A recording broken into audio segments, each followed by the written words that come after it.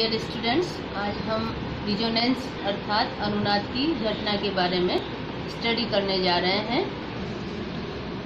अनुनाद या रिजोनेंस परिभाषा लेते हैं। सबसे पहले हम इसकी डेफिनेशन है, जब किसी यौगिक के सभी गुणों की व्याख्या किसी एक संरचना द्वारा नहीं की जा सकती, बल्कि दो या दो से अधिक संरचनाएं मिलकर उसके सभी गुणों की व्याख्या करती हैं, तो ये संरचनाएं अनुनादी संरचनाएं कहलाती है और ये घटना अनुनाद कहलाती है।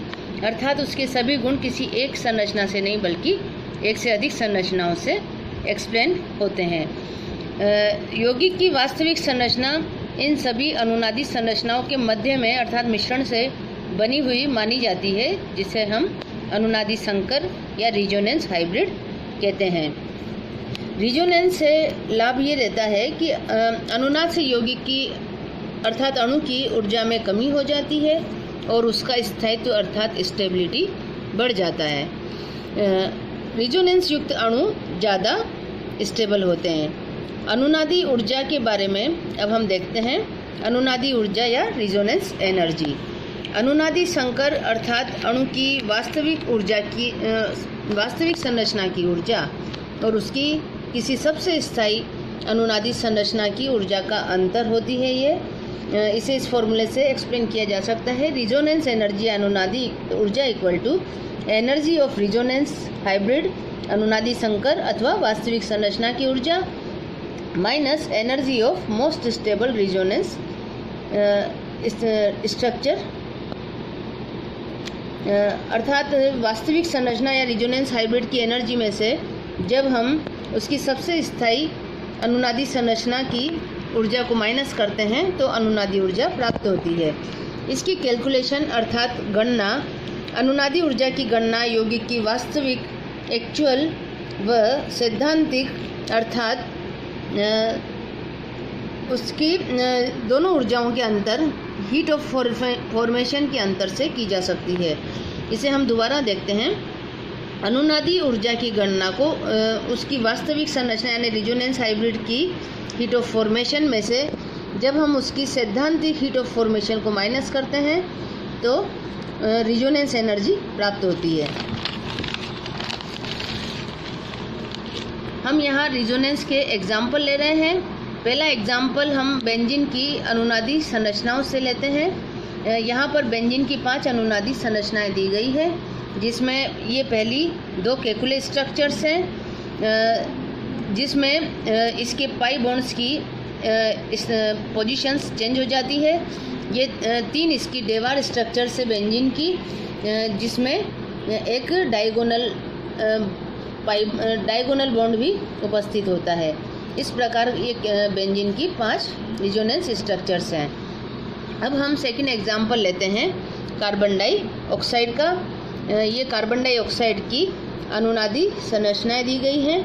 यहाँ पर कार्बन और ऑक्सीजन के बीच 2 बंध और यहाँ पर भी 2 बंध हैं और ये नॉन आयनिक स्ट्रक्चर हैं, जबकि ये दोनों स्ट्रक्चर्स आयनिक स्ट्रक्चर्स हैं।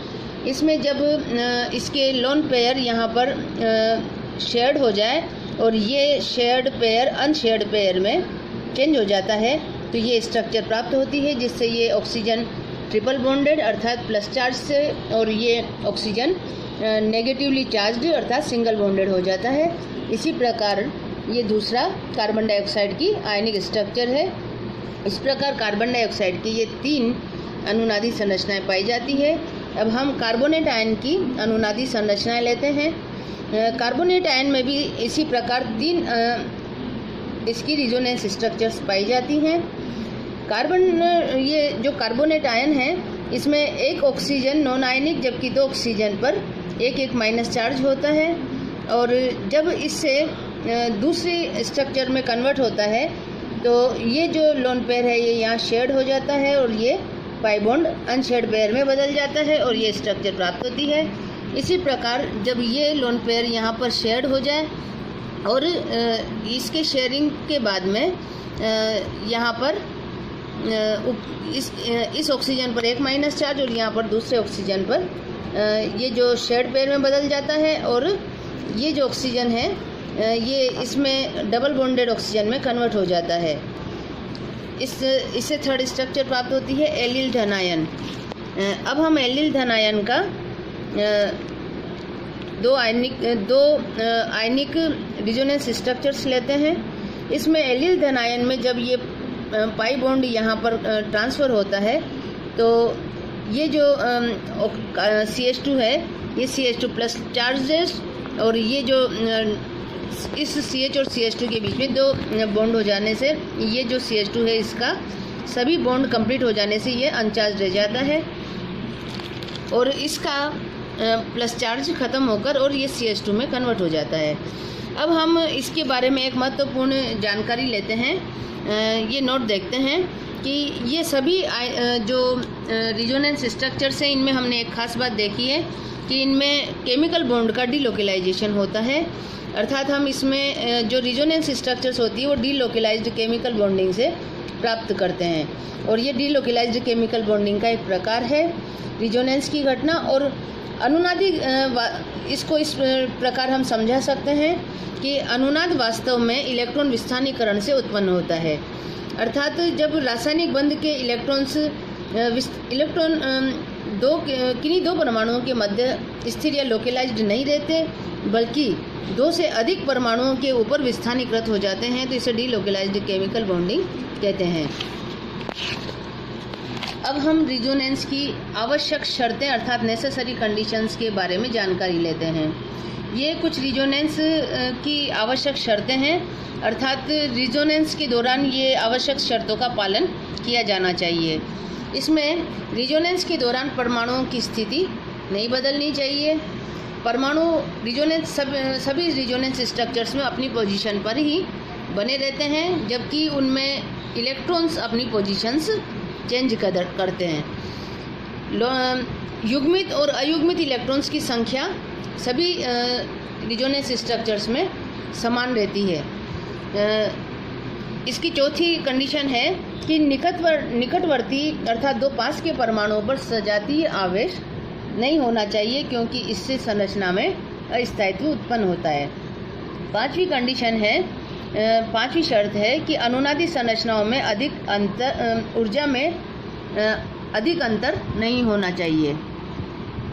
अनुनादी संरचनाओं की ऊर्जा लगभग आसपास ही रहती है।